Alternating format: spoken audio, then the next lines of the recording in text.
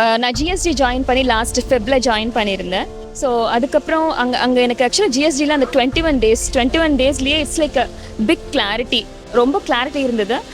And guidance ரொம்ப நல்லா இருந்தது. ஸோ அதனால I joined in MM.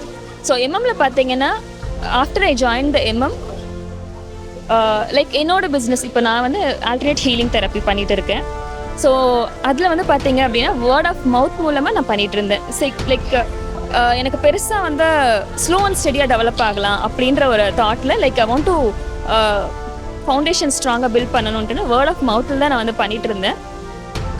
And அப்போ வந்து பார்த்திங்கன்னா பிராண்ட் பற்றியோ ஆர் பிராண்டை க்ரியேட் பண்ணும் அப்படின்ற ஒரு ஐடியாவில் எனக்கு இல்லை. பட் எம்எம்மில் வந்ததுக்கப்புறம் லாட் ஆஃப் கிளாரிட்டி அண்ட் நிறைய ஹோப் அண்ட் கான்ஃபிடென்ஸ் அது கிடச்சிது.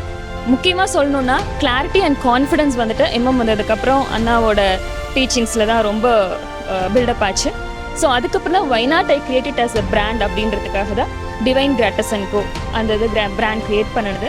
ஸோ ஓவராலாக சொல்லணும் அப்படின்னா, if you want to have clarity in life, not only for the finance, personal life ஆகட்டும், ஃபினான்ஸ் ஆகட்டும், சோஷியல் லைஃப் ஆகட்டும், உங்களோட ப்ரொஃபஷனலில் பெட்டர் ஆகிறதுக்கு, இன்னும் ஆல் த வே கைட் பண்ணுறதுக்கு MM is the best thing. So thank you so much Anna for giving me this opportunity. Thank you.